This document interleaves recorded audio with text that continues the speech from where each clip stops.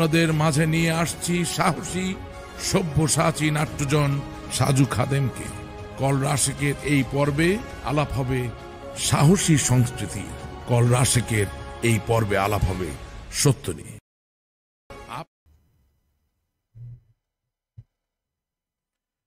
আসসালামু আলাইকুম, শুভ সন্ধ্যা। কল রাশেকের সপ্তম পর্বে আজ যারা আমাদেরকে লাইভে দেখছেন ফেসবুক অথবা ইউটিউবে, আপনাদের সকলকে অনেক অনেক স্বাগত জানাই। আজকের এই অনুষ্ঠানে একজন বিশেষ মানুষ, আমার বন্ধু এবং আপনাদের সকলের খুব পরিচিত, স্বনামধন্য নাট্যজন, তবে সাহসী তো বটেই, আর বলতে হয় সব্যসাচী, অর্থাৎ সকল চরিত্রেই একই তালে যে তাল দিতে পারে, জনাব সাজু খাদেম আমাদের মাঝে আছে। সাজু খাদেম, আপনাকে স্বাগত কল রাশেকের আজকের এই পর্বে। Rashek, thank you so much যে তুমি আমাকে এরকম একটি প্রেস্টিজিয়াস শোতে ইনভাইট করেছো। আমাদেরকে তুমি চলবে তাহলে, নাকি আপনি বলবো? না না, তুমি চলো, কোনো অসুবিধা নেই। মানে সবচেয়ে ইন্টারেস্টিং ব্যাপার হলো, আমাকে সবাই চিনে সাজু খাদেম নামে। সাজুটা হচ্ছে আমার বড় নামের সংক্ষিপ্ত নাম। আমার নাম হচ্ছে সাজ্জাদ। ছোটবেলা সবাই আমাকে স্কুলে বলতো 1 জাত, 2 জাত, 3 জাত, 4 জাত, 5 জাত, 6 জাত, 7 জাত।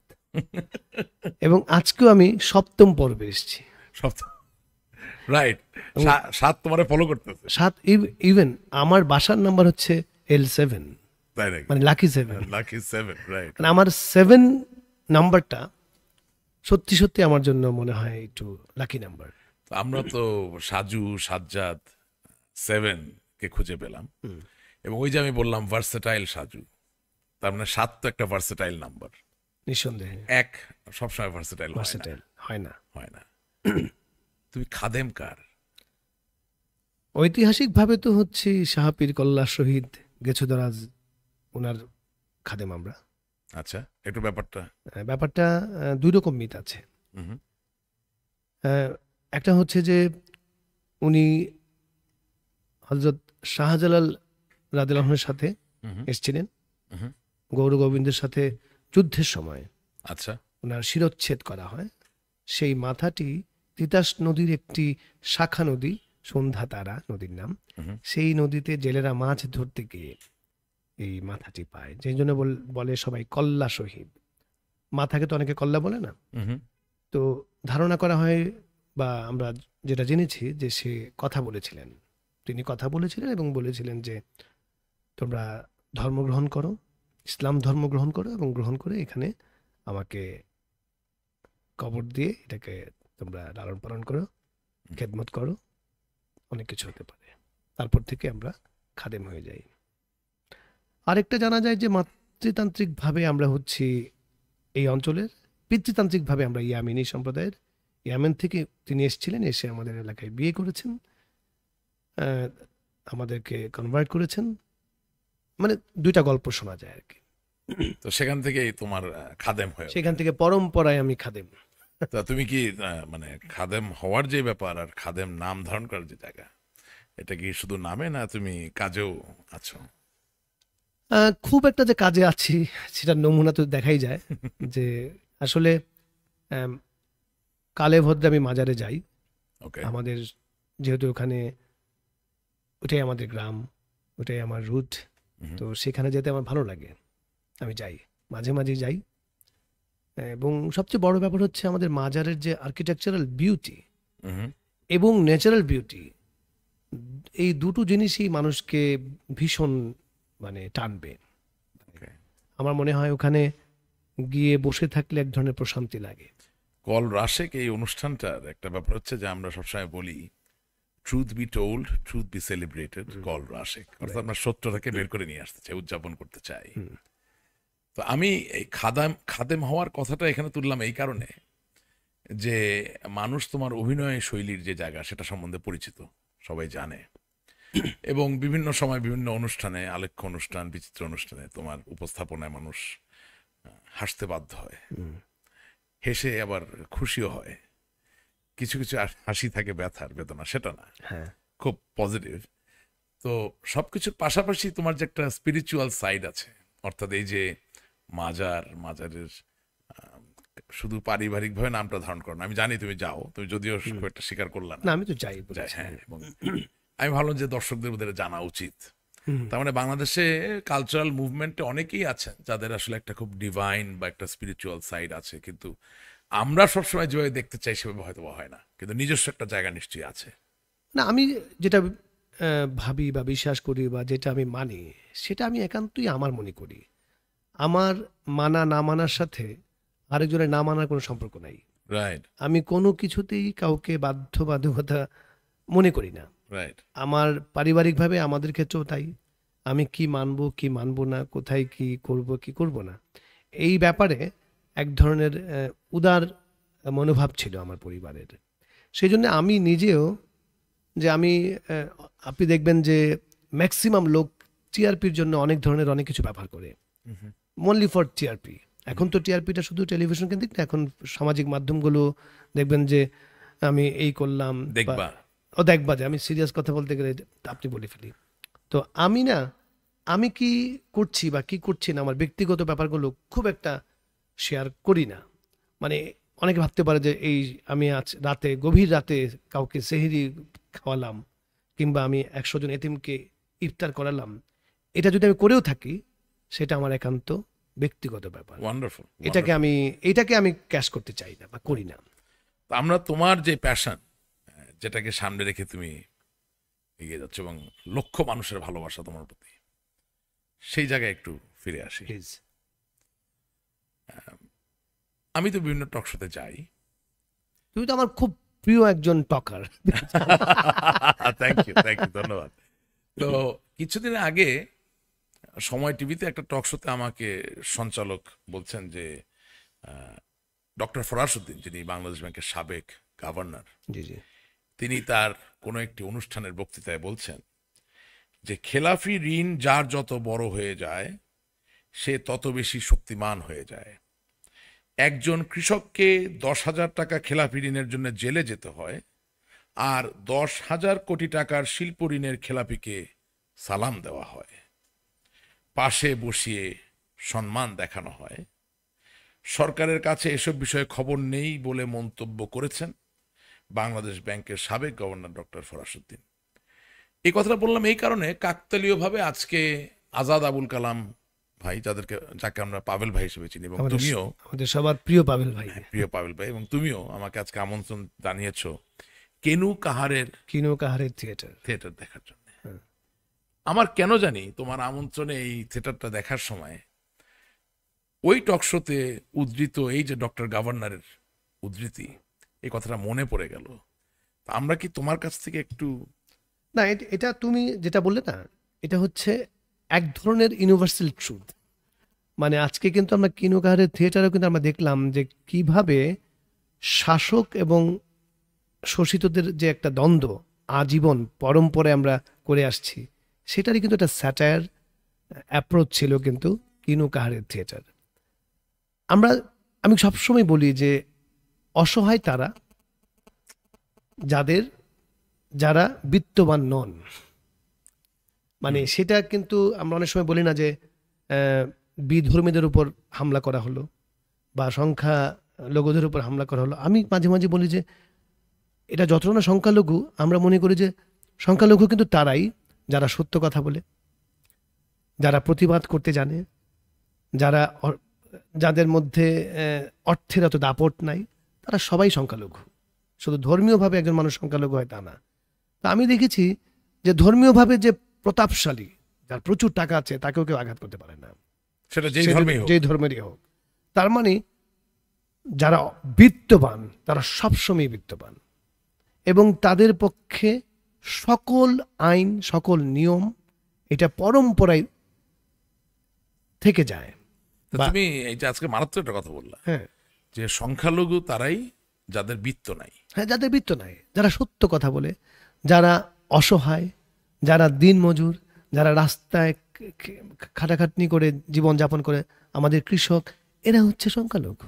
আপনি দেখবেন যে সে আপনাকে আমাকে কনভিন্স করতে পারবে না, তার টাকা নাই, কথা দিয়ে তার কনভিন্স করা যায় না সবসময়। না, দেখবেন যে যেটা যেটা বলেছেন আমাদের ডক্টর ফরাজ, ডক্টর ফরাসুদ্দিন, উনি একদম সত্য কথা বলেছেন। যে কোটি কোটি টাকা লোন নিয়ে পাচার করছে, সে কোটি কোটি টাকা দিয়ে তো যে কোনো কিছু কিনেই ফেলতে পারে। তার পক্ষে তার বিরুদ্ধে কেউ যাবার সাহস নাও রাখতে পারে, সাহস করে গেলেও তাকে কেনা যায়। সাহস করে গেলেও তাকে কিনে ফেলতে পারে, তার সেই ক্ষমতা আছে। তা আমি আমি একটু আগে বলছিলাম যে আমরা অন এয়ার আসার আগে, যে গতি জড়তা বলে ওটা কথা আছে। কেউ যদি, আমি যদি মনে করি যে এই রাষ্ট্র খুবই আন্তরিক এর বিরুদ্ধে কথা বলার জন্য, তারপরে পাচ্ছেন না, কারণ স্টেক হোল্ডাররা নানাভাবে আমাদেরকে জিম্মি করে রাখে। তাহলে কেনু কাহারের থিয়েটার কি একটা প্রতিবাদ? অবশ্যই প্রতিবাদ। এই প্রতিবাদটা কিন্তু সাংস্কৃতিক কর্মীরাই সবসময় করে যাচ্ছেন, সব সময়, এখন না, মানে আমরা কিন্তু যুগে যুগে দেখেছি যে শিল্পীরা, আপনি যদি বলেন যে লিওনার্দো দা ভিঞ্চি, আপনি যদি ভ্যান গগের কথা বলেন, আপনি যদি রাফায়েলের কথা বলেন, তারা কিন্তু প্রতিবাদ করেছে তাদের শিল্প দিয়ে, এবং যুগে যুগে করে এসছে। তারা কিন্তু কখনো প্রতিবাদ না করে থাকেনি। প্রতিবাদ করতে গিয়ে তারা তাদের জীবদ্দশায় তারা কিন্তু কিছু পায়নি। তাদের মৃত্যুর পর বিলিয়ন বিলিয়ন ডলারে তাদের পেন্টিং বিক্রি হয়েছে, কিন্তু আপনি সেই সকল পেইন্টারদের জীবনযাপন, তাদের আপনি মানে দেখেন যে তারা কিন্তু একমাত্র পিকাসো ছাড়া আর কেউ কিছু না। পিকাসো, কারণ পিকাসো যেই সময় এসে পিকাসো হয়েছেন, সেই সময় মানুষ গতি জড়তাটা কিছুটা পার করেছে, অন্তত সভ্য দেশগুলোতে। আমরা যাদের, আপনি তো খুব ভালো ছবি আঁকেন, আমি দেখেছি। খুব ভালো আঁকি কিনা জানি না, তবে আঁকি। মাঝে মাঝে আপনার ঘনিষ্ঠ বন্ধুদের ছবিও এঁকে দেন। হ্যাঁ, মানে আমি ঘনিষ্ঠ বন্ধু, বান্ধবী, বান্ধবী, সবাই ছবি আঁকেন। কিন্তু আমি প্রিয় দুঃখের সাথে মানুষ। বলতে চাই, আপনি তো আমাকে একটা ছবি এঁকে দিলেন না। তোমার ছবি আমি আঁকবো সময় আছে, কারণ কিছু ছবি থাকে না যে কিছু মোমেন্ট লাগে, কখন কি হয়ে যাবে, ইউ নেভার নো। মানে দ্বারা আইতেছি এরকম একটা দ্বারা ব্যাপার। আইতেছি। হ্যাঁ, আমি নিজেও জানি না আমি কখন কার ছবি আঁকি, মানে কোন একটা মোমেন্ট, কোন একটা মোশন, মানে আপনার স্বপ্নে আসতে হয় নাকি? না কোন একটা অ্যাপ্রোচ বা কোন একটা লুক আমাকে যদি টানে, আচ্ছা, বা হঠাৎ করে আমি দেখে ফেলি, এটা আমার আঁকতে ইচ্ছে করে। যেমন তোমার হচ্ছে একটা কি জানো, সবচেয়ে বেশি ডিসপ্রপোর্শনেট চেহারা আঁকতে বেশি আরাম, হ্যাঁ। একদম ওয়েল শেপড প্রপোর্শনেট ফেস আঁকা একটু কঠিন।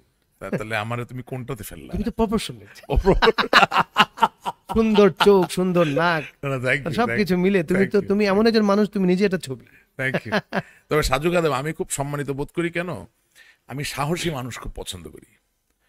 অনেক সময় মানুষ মনে করে যে সাহসী হওয়াটা বোকামি, কিন্তু আসলে বেঁচে থাকাই বা কতদিনের। সুতরাং সাহসের প্রদর্শনীর জন্য যদি ভালো কিছু হয়, উত্তম কোনো কিছু অর্জন করা যায় বা মহৎ কোনো কিছু রেখে দেওয়া যায়, খারাপ না। আর তার থেকেও বড় কথা হচ্ছে যে যারা গুণী মানুষ, তারা আসলে কোনো কিছু এক্সপেক্ট করে না, তারা যা করার তা করে। আমাদের এই ভিডিও ওয়ালে তোমার বিভিন্ন সময় বিভিন্ন নাটক, বিভিন্ন অনুষ্ঠানের যেই উপস্থিতি, তার একটা ছোট লুপ তৈরি করা হয়েছে। কিন্তু এই লুপের ভিতরে যেটা অনেকেই হয়তো বা জানে না, এখানে এখনই এই স্থিরচিত্রটা আসবে, আমি দেখাতে চাই। আমরা একটু তোমার মুখ থেকে এই চরিত্র সম্বন্ধে জানতে চাই। এটা আসছে, সবই খুব এই যে মারাত্মক। আমরা একটু ওকে, না এটা আপনারা নিশ্চয়ই দেখে বুঝতে পারছেন যে আমি বুঝতে পারছি, দর্শকও বুঝতে পারছেন, এবং এটি দর্শক এত বেশি বুঝেছিলেন হ্যাঁ। যে আমার জন্য একটু ঝামেলাই হয়ে গিয়েছিল। কিরকম? না আসলে আমরা প্রথমত আমরা অ্যাক্টর। Right. আমরা যে কোনো চরিত্রে, বিশেষ করে আমি ব্যক্তিগতভাবে, আমাকে যদি কেউ বলে যে এই চরিত্রটি আপনি করবেন, আমি যদি মনে করি যে আমি ক্যাপাবল এই চরিত্রটিতে রূপদান করতে, তখন আমি করতে বেশি আগ্রহী হই, আর না হলে আমি করি না। তো এটি একটি ঐতিহাসিক নাটক এবং ঐতিহাসিক চরিত্র। আমাকে যখন এই চরিত্রটি করতে বলে, এটার নাম কি ছিল? ইনডেমনিটি। আমরা জানি যে ইনডেমনিটি যে অধ্যাদেশ, যে আইনটি, যে কালো আইন, সেই আইনটির উপরে একটি সেমি থিয়েটার বলা যায়, কারণ এটি টেলিভিশনেও প্রচারিত হয়েছিল, কিন্তু প্রোডাকশনটা হয়েছিল একটু থিয়েট্রিক্যালি। এটি রচনা এবং নির্দেশনায় ছিলেন আমাদের মান্নান হীরা ভাই, এবং এটি করেছিলেন বঙ্গবন্ধু সাংস্কৃতিক জোট থেকে। এর পেছনে এটি পৃষ্ঠপোষকতা করেছিলেন তারানা হালিম। তো তারানা আপা, হীরা ভাই, আমাকে এর আগে অন্যরাও করেছেন এই প্রোডাকশনটি, কিন্তু এর আগে যারা যারা এই চরিত্রে অভিনয় করেছিলেন তারা অতটা ফোকাস হয়নি, কারণ তারা ওই চরিত্রের গেট আপ এবং হয়তোবা বই প্রকাশটা অ্যাপ্রোচটা হয়তো বা ওইভাবে হয়নি। তা আমি যেহেতু এমনিতেই একটু মিমিক্রি করতে পছন্দ করি, একটু অবজার্ভ করতে পছন্দ করি মানুষকে, তো আমি যখন চরিত্রিত রূপদান করি তখন এটি ওই সময়ের জন্য একটা ভয়াবহ জায়গায় আমি চলে গিয়েছিলাম। ভয়াবহ বলতে ভয়াবহ বলতে মানুষ আর প্রত্যেকটা মানুষের ব্যক্তিগত ফিলসফি আছে। আমি কিন্তু সবসময় বলি যে আমি সকল মতামতকেই গুরুত্ব দেই। আমি হয়তো এই মতটাকে বিশ্বাস করি না, আরেকজন করতে পারে, কিন্তু আমি তাই বলে তাকে ব্যক্তিগতভাবে আঘাত করতে পছন্দ করি না। যারা ইন্ডেমনিটি অধ্যাদেশ এই আইনটির উপর যে নাটকটি হয়েছিল তার বিরুদ্ধে যারা অবস্থান করছিলেন তারা ব্যাপারটি নিয়ে ভীষণ ক্ষেপে গেলেন। ক্ষেপে যাওয়ার পর যেটা হলো যে আমাকে যথেষ্ট তোপের মুখে পড়তে হয়েছিল তখন আমি একটা ইনসিকিউরিটির মধ্যেই ছিলাম, এবং সামাজিক মাধ্যমে আমাকে যতভাবে হেয় প্রতিপন্ন করা যায়, মানে আমি আসলে এই কথাগুলো বলাও যাবে না যে কিভাবে আমাকে অ্যাটাক করেছে। তা আমার মনে হয়েছিল যে আমি যদি কোনো ভুল বলে থাকি, ঐতিহাসিকভাবে যদি এটা ভুল হয়ে থাকে, তাহলে এর উত্তর কিন্তু দিতে হবে তার যুক্তি, তার ব্যাখ্যা এবং আমি যেভাবে দিয়েছি সেভাবে, কারেক্ট, বা লিখে। কিন্তু আপনি একটা কথা বললেন, আমার পছন্দ হলো না, আমি তো আপনাকে অ্যাটাক করতে পারি না। একদমই না। আমি আপনাকে শুধু বলতে পারি, লক্ষণ না। আমি শুধু বলতে পারি যে আপনার কথাটি ঠিক নয়। তারপর আপনি আমাকে প্রশ্ন করতে পারেন যে কেন নয়। আমি তখন কিছু যুক্তি দেখাতে পারি। এই যুক্তিতে আপনি আমার সাথে একমত হতে পারেন, নাও হতে পারেন, তাতে কোনো কিছু যায় আসে না। কিন্তু আমাদের সমস্যা হচ্ছে আমি যেটা বিশ্বাস করি সেটাই স্বতঃসিদ্ধ। এই পৃথিবীতে আমার মনে হয়, রাশেক, এটা আমার ব্যক্তিগত মতামত, মানুষ ধ্বংস হচ্ছে শুধুমাত্র শ্রেষ্ঠত্বের লড়াই করতে গিয়ে। একদম। আমি কিন্তু সকল কিছুকেই সম্মান করে বলতে চাই যে তারটাও সম্মানীয়, আমারটাও সম্মানীয়, কিন্তু শ্রেষ্ঠত্বের লড়াইটা যখন শুরু হয়ে যায়, যখন আমি মনে করি আমি একমাত্র ঠিক আর বাকি সবাই ঠিক নয়, তখন এটা কি করে সম্ভব পৃথিবীতে? আমার কাছে মনে হয়েছে ওই সময়ে এই প্রোডাকশনটি করতে গিয়ে এটি একটি গবেষণা, ঐতিহাসিক ভিত্তির উপর ভর করেই কিন্তু এই চরিত্রটি তখন তৈরি করা হয়েছিল। আমরাও নানা প্রশ্ন করেছি যে এর তথ্যপাত্য কি, সকল কিছু জেনে বুঝে যখন চরিত্রটি আমি করতে গিয়েছি তখন দেখলাম যে অনেকেই আমার উপর রুষ্ট। তা আমার কথা হচ্ছে, রুষ্ট হতে পারে, তার ব্যক্তিগত মতের সাথে আমার হয়তো মিলেনি, কিন্তু রুষ্টতা প্রকাশ করার যে ভঙ্গিটা, সেটা কখনো কখনো মনে হয়েছে তাদের দীনতা প্রকাশ করেছে। না যাক, এটা তো থাকবেই, সারা জীবনই পারসিকিউশনের কালচারটা ছিল। এটা নিয়ে হয়তো বা তুমিও বিচলিত না, আর যারা এই ধরনের কাজের সাথে নিজেকে সংযুক্ত করে তারাও বিচলিত না। আমি কি ইনডেমনিটি নাটকের একটা ডায়ালগ শুনতে পারি যদি মনে থাকে? জোরাজুরি না। আমার এখন ওই রকম পুরোপুরি মনে নেই। আমার যতটুকু মনে পড়ে যে যদি মনে করতে পারি, যে আমার একটা সংলাপ ছিল এরকম যে আজ থেকে আর বাংলাদেশ বেতার বলবো না, বলবো রেডিও রেডিও বাংলাদেশ। আরেকবার বলবো নাকি? না, এরকম ছিল ব্যাপারটা। এখন থেকে আর আমরা বাংলাদেশ বেতার বলবো না, আমরা বলবো রেডিও দুঃখিত, রেডিও বাংলাদেশ। পাকিস্তান বলতে গিয়ে ব্যাপারটা থিয়েট্রিক্যাল তো থিয়েট্রিক্যাল তো আপনি দেখেন যে রেডিও পাকিস্তান ছিল, সেখান থেকে রেডিও বাংলাদেশ করেছে, কিন্তু মুক্তিযুদ্ধের সময় কিন্তু বেতার বাংলাদেশ ছিল। তো এই বেতার বাংলাদেশকে আমি মাঝে মাঝে জানি না, আমি কিউরিয়াস, আমরা তো প্রায় কন্টেম্পোরারি জেনারেশন, যেই স্লোগান দিয়ে আমরা দেশ স্বাধীন করেছি, জয় বাংলা, এই স্লোগান রাষ্ট্রীয় স্লোগান, এই স্লোগান মুক্তিযুদ্ধের স্লোগান। অনেকেই এখন বলেন যে এই স্লোগানকে আওয়ামী লীগের মানে আওয়ামী লীগের নিজস্ব স্লোগান কিনা, কিন্তু আমি জানি না, রাশেক তুমি আরো ভালো বলবে, যে এই স্লোগান অন্য কাউকে তো বলতে কেউ নিষেধ করেনি। যখন বঙ্গবন্ধুর মৃত্যুর পর যখন বেতার বাংলাদেশকে রেডিও বাংলাদেশ করে ফেললো, যখন জয় বাংলাকে বাংলাদেশ জিন্দাবাদ করে ফেললো, তো এটা আসলে কি ইঙ্গিত করে আমি জানি না। মানে আমার কাছে এটা আমার প্রশ্ন, না মিনি পাকিস্তান বানানো ছাড়া আর তো কিছু না। তো এই তারপর আবার এখন যদি এই জয় বাংলা স্লোগান আওয়ামী লীগ ক্যারি করে, তখন আবার তারাই বলতেছে জয় বাংলা কি ওনাদের, জয় বাংলা তো সবার। তো আমরা তো না, কেউ তো না না, করিনি, জয় বাংলা আসলেই সবার, না, এবং কেউ না করে কেউ না করেনি। তো আপনারা যদি জয় বাংলা বলেন, কেউ কি না করবে? কেউ না বলবে। মানে আপনারা বলতে বলতে যারা বাংলাদেশ জিন্দাবাদ বলতে বেশি স্বাচ্ছন্দ্য বোধ করেন তাদের কথা বলছি আর কি। না, এবং এটা তো স্বাভাবিক ছিল, তোমার নেতা আমার নেতা শেখ মুজিব, শেখ মুজিব জয় বাংলা, এই হ্যাঁ, তো। সেটা আমরা বলবো না কেন? এবং হ্যাঁ, সেটা আমরা বলতেও চাই না। আর যারা বলে তারা আবার যারা বলেন তাদেরও একটু দোষ আছে, তারা সম্পূর্ণভাবে নিজের করে ফেলতে চান। আবার যারা বলেন না, তারা তোমার কথা সঠিক, তারা বলেন যে এটা কি শুধু অমুকের নাকি? অমুকের কিনা। আসলে জয় বাংলা তো কারোর না, জয় বাংলা সকলে। আপনি যারা কুক্ষিগত করতে চায় তারা কিন্তু আসলে সুবিধার জন্য বলতে চায়। আমি বলি যে আমি জয় বাংলা স্লোগানটা দিলে সুবিধা হবে, সেই জন্য যে যারা জয় বাংলা স্লোগান দেয় তাদেরকে, তারা আরো ভয়াবহ।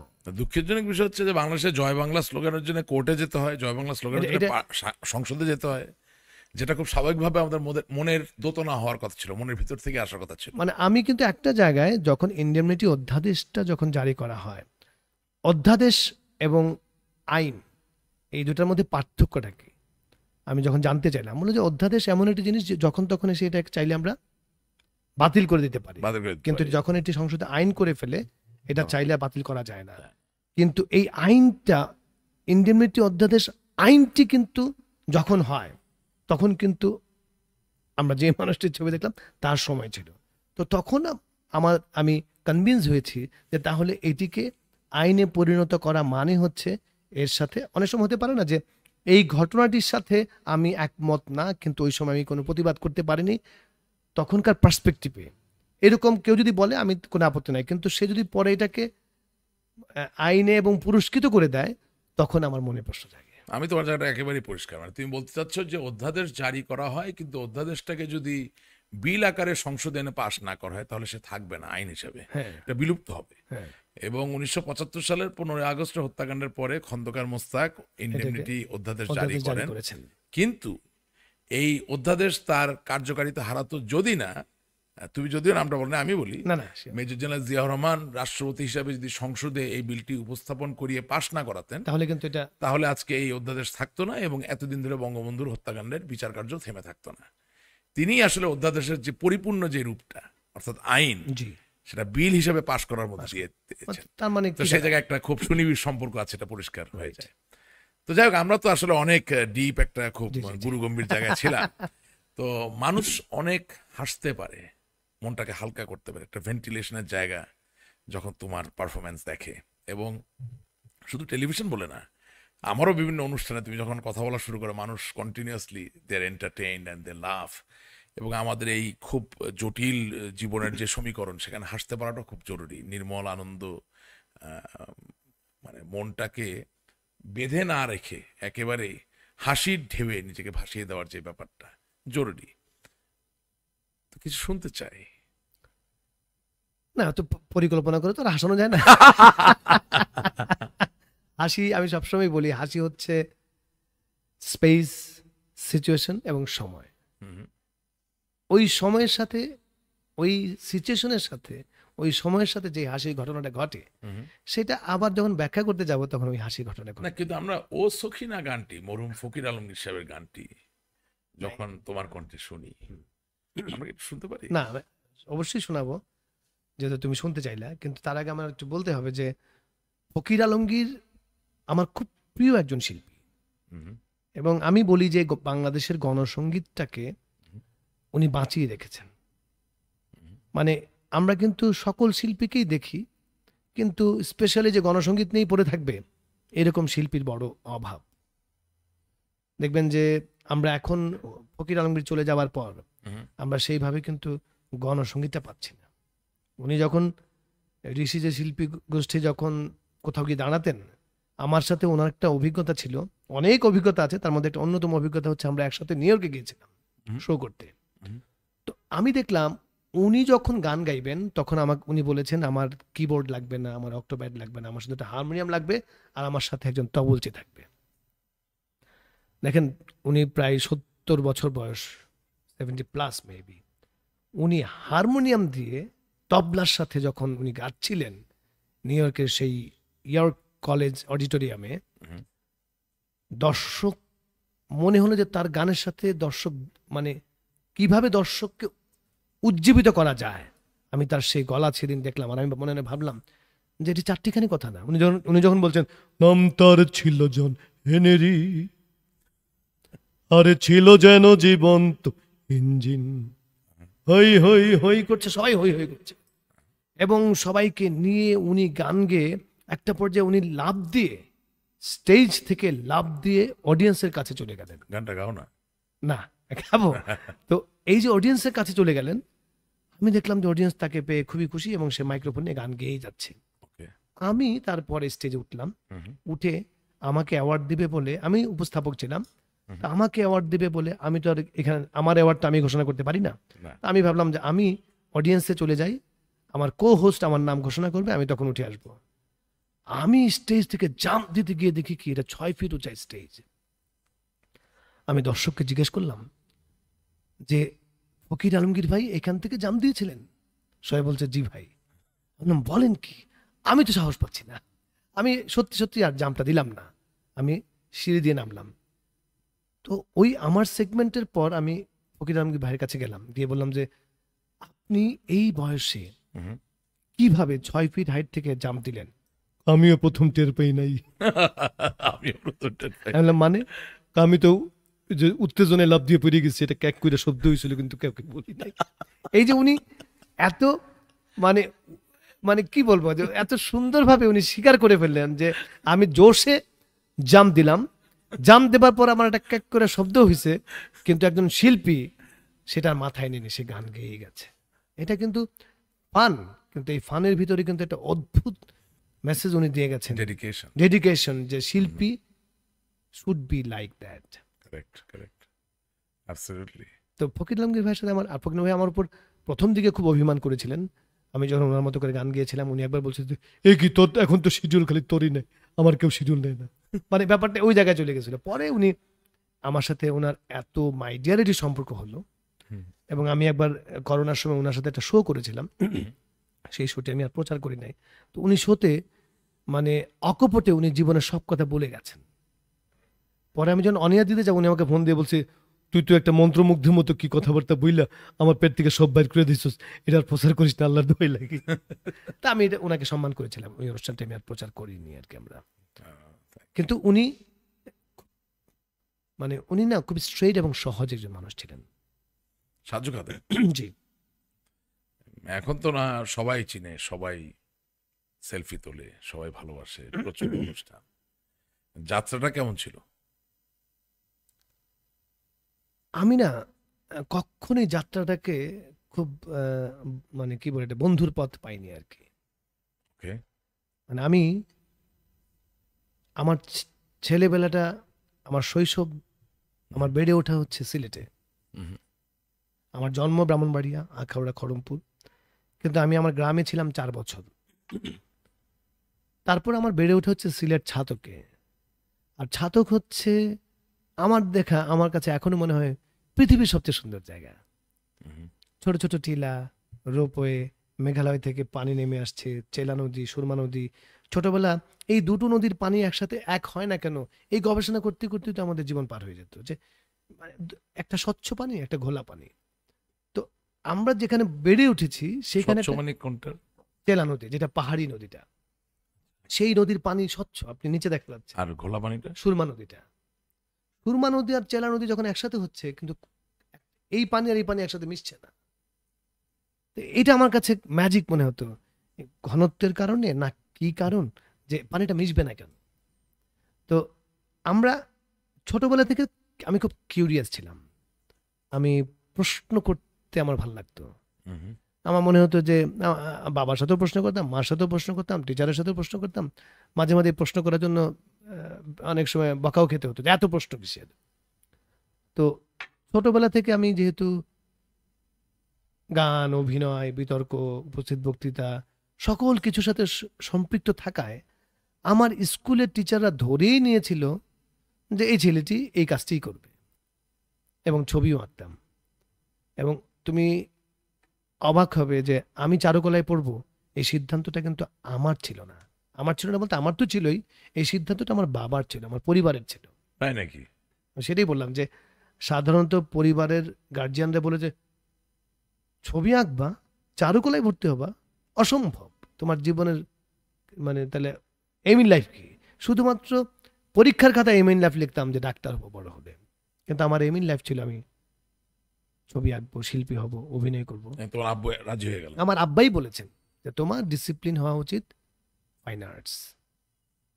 এবং সেই সাথে আমার দুলা ভাই, উনিও তখন আরো বেশি উৎসাহ দিল যে ওর যে স্টাইল, ওর যে কোয়ালিটি, ও চারুকলায় ভর্তি হলেও ভালো করবে।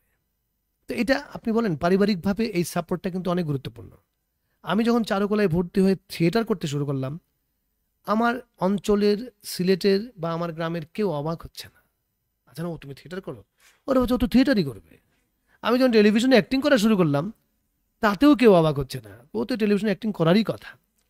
মানে সেই জন্যে আমার বরং রেসপন্সিবিলিটি ছিল মানুষের যে চাওয়াটা, আমার শুভাকাঙ্ক্ষীদের চাওয়াটা, সেই চাওয়াটা আমি ঠিকঠাক মতো পূরণ করতে পারবো কিনা, এইটাই বরং আমার টেনশন ছিল, রাদার দেন কেউ আমাকে বাধা দেবে কিনা সেটা না। তুমি কি ঢাকাতে এসেই অভিনয়ের সাথে জড়িয়ে যেতে পারলে? এইটাও একটা ইতিহাস আছে। মানে আমার তো মানে ওয়াজ ইট দ্যাট ইজি না, যে চারুকারুতে ভর্তি হলে? হ্যাঁ, ব্যাপারটা খুব একটা ইজি না। হ্যাঁ। আমার জন্য কিছুটা ইজি ছিল এই কারণে যে আমি তো, আমার টার্গেটটা ছিল এটাই। আমি চিটাগাং ইউনিভার্সিটিতে যখন আমি ভর্তি হলাম, আমি 1 বছর চিটাগাং ইউনিভার্সিটি ছিলাম।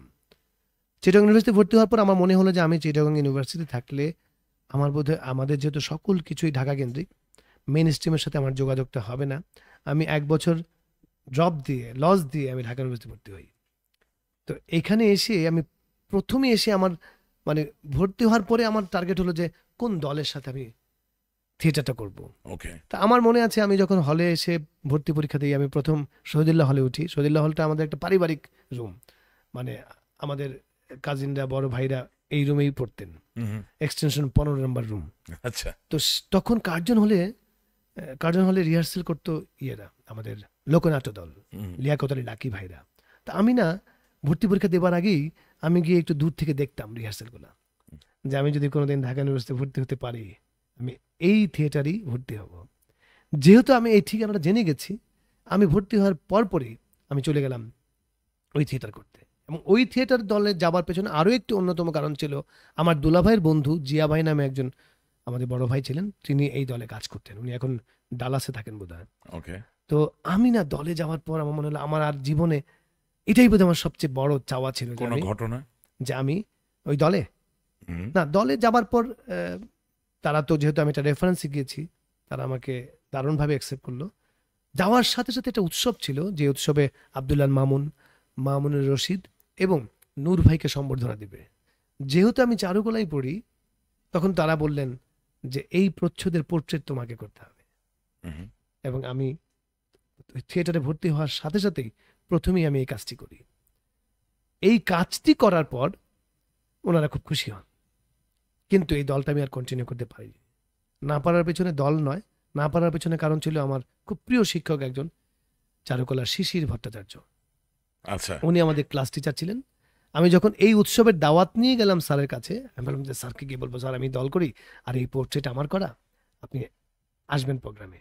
স্যার উল্টা আমাকে বললো, তুমি থিয়েটারে ভর্তি হয়েছো? বললাম জি। তুমি এক্ষুনি থিয়েটারটা ছেড়ে দাও। বললাম মানে? বলছে তুমি সেকেন্ড ইয়ার ফাইনাল পরীক্ষার আগে কোনো দলে ভর্তি হবা না। আমি বললাম কেন স্যার? বলছে থিয়েটার এত পাওয়ারফুল একটি জায়গা, তুমি যখন ওখানে যাবে তখন তুমি তোমার যে এই একাডেমিক্যাল যেই শিক্ষা, এ থেকে তুমি বিচ্যুত হয়ে যাবে। তুমি যদি ছবিটা আঁকো ভালো, তুমি আগে নিজে ফাউন্ডেশনটা ঠিকঠাক করো, 2 বছর পর তুমি থিয়েটারে ভর্তি হও। তুমি বিশ্বাস করো, আমি আর যাইনি থিয়েটারে। আমি স্যারের কথা শুনলাম, এবং এখনো আমার মনে হয় স্যারের এই কথাটা আমার জন্য কতটা গুরুত্বপূর্ণ ছিল। আমি ওই 2 বছর আমার মনে হলো আমার জীবনের ফাউন্ডেশন হয়ে গেছে। মানে আমি তখন রেল স্টেশনে, সদরঘাটে, গাবতলিতে সারা রাত স্কেচ খাতা নিয়ে পড়ে থাকতাম আর ছবি আঁকতাম, মানে ফিগার ড্রয়িং করতাম। ওই ভেরি ইন্টারেস্টিং। হ্যাঁ, ওই ড্রয়িং লাইফটা আমাকে, আমার মনে হয় আমি যে এখন লাইন ড্রয়িং করি বা আমি যে আঁকি বা মানুষের ক্যারেক্টার বোঝা আমাকে অনেক হেল্প করে। তারপর আমি নাগরিক নাট্যাঙ্গনে জয়েন করি। তো আমি যদি প্রশ্ন করি এভাবে, আচ্ছা সাজু খাতুন, হুম, আমাদের মধ্যে একটা সুদূর আমেরিকা থেকে একটা টেলিফোন আছে, মানে হোয়াটসঅ্যাপে। Hmm, so if you don't mind আমরা এটা রিসিভ প্লিজ করি। Please please. শিওর।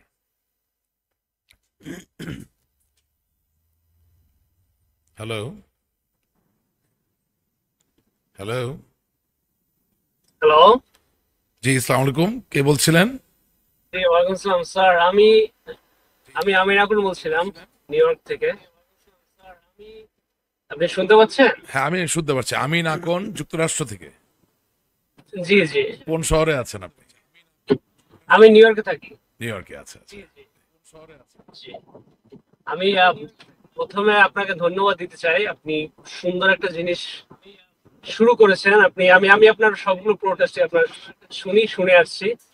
সুন্দর একটা জিনিস শুরু করেছেন। আপনি সত্যকে তুলে আনতেছেন অনেক সময়, যেখানে কোনো বাধ্যবাধকতা নেই, কোনো কমার্শিয়াল চাপ নেই, কিছু না, আপনি সত্যকে তুলে আনতেছেন। এবং সত্যকে জানা দরকার, স্পেশালি নতুন প্রজন্মের জন্য, বা আমরা যারা বিদেশে থাকি, বাইরে থাকি, সবসময় টেলিভিশন দেখতে পারি না। আপনার এই অনলাইন ব্যক্তিত্ব একটা জিনিস, এই জন্য আপনাকে আমি ধন্যবাদ জানাই। ধন্যবাদ থ্যাংক ইউ, জানার জন্য ফোন দেয়া। Thank you. আর আমাদের সম্মানিত অতিথি যে আপনার সাজু ভাইয়ের জন্য, সাজু স্যারের জন্য আমার একটা কোশ্চেন ছিল। জি জি প্লিজ। আমি শুনতেছিলাম আপনার কথাগুলো, যে থিয়েটার এবং থিয়েটার নিয়ে আপনার যে পাওয়ারফুল, যে একটা পাওয়ার, এগুলো বলতেছিলেন। আমার কাছে মনে হয় যে, জাস্ট কোশ্চেনটা আপনার কাছে এভাবে, যে আমাদের থিয়েটারের যে আগের যে একটা সুদিন ছিল, ওই দিনটাকে আমরা হারিয়ে ফেলতেছি নাকি না এখনো আছে? আমি হয়তো বা বিদেশে থাকি, আমি হয়তো বা জানি না, বা হয়তো বা বুঝতে পারি না যে এই খুব ভালো। থিয়েটারের যে পাওয়ারটা এখন আছে কিনা। আমরা বেড়ে ওঠার সময় যে জিনিসটা দেখে আসছি, যে মঞ্চ নাটক, থিয়েটার, এর যে একটা পাওয়ার ছিল, ইভেন তো আপনি গ্রামে গ্রামে যান, ওখানেও কিন্তু মানুষ মঞ্চ নাটক করতো, যাত্রা, মঞ্চায়ন। যাত্রাপালার মতন কিছু। কিন্তু হুম। হ্যাঁ, এখন কিন্তু ওই জিনিসটা নাই। আপনার অনলাইন ভিত্তিক সবকিছু হওয়ার কারণে কি এটা হারিয়ে যাচ্ছে, নাকি না আমরা আসলে আমাদের সংস্কৃতিকে খেয়ে ফেলতেছি? Thank you thank you. খুব ভালো। আমি যদি নামটা ভুল না করে থাকি, আমিন আকন্দ। আমি নাকন। আমিন আকন্দ ভাই, থ্যাংক ইউ সো মাচ। আমি জি আপনার প্রশ্নটা যদি বুঝে থাকি, এই প্রশ্নের উত্তরটা আসলে এক কথায় দেওয়া যাবে না। বাংলাদেশের থিয়েটার এখন অনেক আধুনিক হয়েছে, এটা নিঃসন্দেহে বলতে পারি আমি। এবং আমাদের এত মাধ্যম থাকার পরেও যারা থিয়েটারের সাথে পড়ে আছেন, তারা কি পরিমাণ ডেডিকেটেড হলে যে এত এত হাতছানির পরেও থিয়েটারটা করছেন, এবং তারা নানা রকমের এক্সপেরিমেন্ট করছেন। তবে জি এইটা ঠিক যে আগের মতো আমরা যেরকম কল শোতে যেতাম গ্রামে, বিভিন্ন শহরে, সেটা অনেকাংশেই কমে গেছে। এই কমে যাবার পেছনে এই টোটাল সিস্টেমটাকে আমি অস্বীকার করতে পারবো না। যে একটা সময় ছিল যে আমরা চলে গেছি কলসোতে চাঁদপুরে, বা আমরা চলে গেছি কলসোতে সিলেটের কোন একটি প্রত্যন্ত অঞ্চলে। তো তখন ওনারা অপেক্ষা করতেন যে কখন ওনারা এই দলটি আসবেন, এই দলের মানুষগুলোকে দেখবো আর নাটক দেখবো। ব্যাপারটা এখন হয়ে গেছে কি, মিডিয়ামগতভাবে এত আমরা মানে সমৃদ্ধ হয়ে গেছি যে এখন কোথায় কি নাটক হচ্ছে ঘরে বসে মানুষ ইউটিউবে কিংবা মোবাইলে দেখে ফেলে। অন্তত পুরো নাটক দেখতে না পেলেও নাটকের ইনফরমেশনগুলোও জেনে ফেলে। আর যারা একসময় একটা দল করে বিভিন্ন রকমের আড্ডা দিয়ে কিংবা অনেক কিছু জোগাড় যন্ত্র করে তারা ইনভাইট করতো, তারা এখন আর এটা, তারা এখন একসাথে বসেই না। এখন একসাথে বসলেও তারা মোবাইলে পড়ে থাকে। এটা সত্যি বলেছেন যে আগের মতো কলসো এবং গ্রামে গঞ্জে গিয়ে থিয়েটার করার কালচারটা একদম কমে গেছে, এবং এটা অত্যন্ত দুঃখজনক এই জাতির জন্য যে আমরা থিয়েটার যে কত বড় শক্তিশালী একটা জিনিস আমরা আজকে। কিন্তু আমি যে- আমি নাকনের সাথে একটা জিনিস যোগ করতে চাই হ্যাঁ। আপনার কাছে। এই যে আমাদের দেশ থেকে বিভিন্ন সময়ে বিভিন্ন ব্যক্তি, যাদেরকে আসলে আমি ব্যক্তিগতভাবে শিল্পী বলতে রাজি না, যাদের খ্যামটা নাচ দেখার জন্য এখান থেকে আমেরিকায় নিয়ে যাওয়া হয় বা ইংল্যান্ডে নিয়ে যাওয়া হয়, এবং তারা ওখানে গিয়ে খ্যামটা নাচও দেয়, এবং তাতে অনেক সময় অনেকে বিনোদিত হচ্ছে। কিন্তু আমি আমি সত্যিকার অর্থে মনে করি যে সিংহভাগ বাঙালি যারা সত্যিকার অর্থের রুচি সম্পন্ন মানুষ, যাদের ভিতরে বাঙালি সংস্কৃতিটা খুব তীব্রভাবে কাজ করে, তারা যে খুব এতে আনন্দিত হয় তা না, তারা ভালো কিছুর জন্য আশা করে। এবং সেসব বিদেশে আয়োজিত অনুষ্ঠানে আপনারাও যান, মানে তোমরাও যাও, হ্যাঁ আমাদের দেশের প্রখ্যাত গায়ক গায়িকারাও যায়। আজকে যেই থিয়েটারটা আমি দেখলাম, কেনু কাহারের থিয়েটার, সেখানে যেই পরিমাণ প্রপ বা যেই পরিমাণ মানুষ ব্যবহার করা হয়েছে, এটা কি সম্ভব ছিল না বাংলাদেশ থেকে মার্কিন যুক্তরাষ্ট্রের নিউ ইয়র্ক অথবা যেখানে বাঙালি জনসংখ্যা যথেষ্ট পরিমাণে আছে, এই ধরনের 7 দিন বা 10 দিন ধরে মঞ্চ নাটকের একটা ছোট আয়োজন করা, অথবা যুক্তরাজ্যে ছোট একটা আয়োজন করা?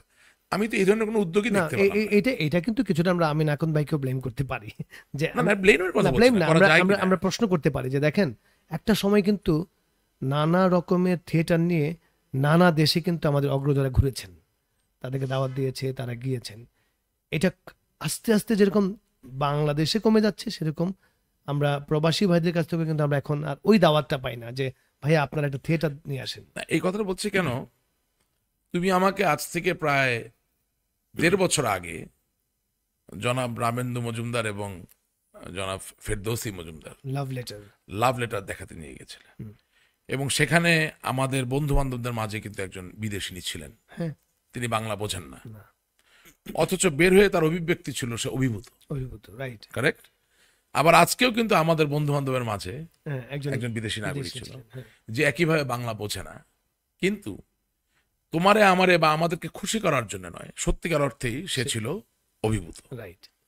তো এই যে ধরো কোম্পানি, এই যে ধরো সাতঘাটের কানাকড়ি, এই যে ধরো অচলায়তন, এই যে ধরো আজকের এই কেনু কাহারের থিয়েটার, আমাদের যে সংস্কৃতি মন্ত্রণালয় এবং আমাদের সারা বাংলা পৃথিবীতে ছড়িয়ে ছিটিয়ে থাকা বহু দূতাবাস, সেখানে কি সম্ভব ছিল না রাষ্ট্রীয় প্রণোদনায়? রাশেক, এটা একটা দারুণ কথা বলেছ, এবং এই কথাটা আমি সবসময় দেশের বাইরে গেলে প্রথমে এই কথাটাই বলার চেষ্টা করি যে আমাদের এতগুলো প্রতিটা জায়গায় আমাদের যারা কূটনীতিকরা আছেন বা যারা আমাদের দেশকে রিপ্রেজেন্ট করেন, এখানের এমবেসিগুলা, সেইখানে আমাদের দেশের এই যে আমাদের কালচারকে নিয়ে যারা কাজ করেন, এই ধরনের নাটকগুলোকে নিয়ে তারা কিন্তু শুধুমাত্র প্রবাসী বাঙালিদের কাছেই নয়, ওখানকার নাগরিকদের কাছেও কিন্তু আমাদের এই কালচারকে মানে প্রেজেন্ট করতে পারে। দুর্নীতি কোন জায়গা পর্যন্ত, যেই গায়ক বা গায়িকা সুরে গেতে পারেন না তাকেও সরকারি অর্থায়নে, যে ছন্দে নাচতে পারে না নিয়ে হ্যাঁ, বাইরে অবস্থিত আমাদের সহকূটনৈতিক বলা যায় নাকি, মানে অন্য দেশেও কূটনৈতিক, মানে হ্যাঁ, কূটনৈতিক, হ্যাঁ, হ্যাঁ, তাদের সামনে বেসুরা গান গেয়ে বিরক্ত করে ছেড়ে দেওয়া ছাড়া আর কিছু না। সেক্ষেত্রে তারা কি কি বুঝবে আমাদের কালচার সম্পর্কে? এক্স্যাক্টলি। সেই জায়গায় মামুনুর রশিদ সাহেব অথবা আজাদ আবুল কালাম সাহেবের মতো বা তোমাদের মতো আমাদের লাকি নাম আন্টি, হ্যাঁ। হ্যাঁ, আজকে ডক্টর ইনাম তো নাই আমাদের মাঝে, মারা গেছেন। আলী জাকের সাহেব, উনিও নাই। উনিও নেই। অনেক প্রথিতযশা নাট্যজন আমাদের মাঝে এখনো রয়ে গেছে, অনেকে ছিলেন। তাদের নেতৃত্বে, তাদের সমন্বয়ে যদি আমি ধরে নেই যে বিশ্বের 50টি রাষ্ট্রেও যদি আমি একটা সিদ্ধান্ত নেই Yes. যে 7 দিন ব্যাপী 10 দিন ব্যাপী বাংলাদেশের মঞ্চ নাটকের একটা উৎসব হবে, এটা কি দুর্দান্ত হবে! এটা তো পতাকা নিয়ে যাওয়ার মতো একই ব্যাপার। একই ব্যাপার। আমাদের এত সমৃদ্ধ নাটক আছে, এবং বাংলাদেশকে রিপ্রেজেন্ট করে এই ধরনের সমৃদ্ধ নাটক শুধু বাংলাদেশকে রিপ্রেজেন্ট করছে কালচারালি, কিন্তু কন্টেন্ট তো ইউনিভার্সাল। এবং আশ্চর্য বিষয় কি জানো, আমি জানি না বেশি বলা হয়ে যাবে কিনা, থিয়েটারে তো আমার মনে হলো টেলিভিশনের থেকে অনেক বেশি রঙিন। অফকোর্স, তাহলে সেই রং কেন আমরা পৃথিবীর মানুষকে দেখাবো না? এটা আমাদের ব্যর্থতা।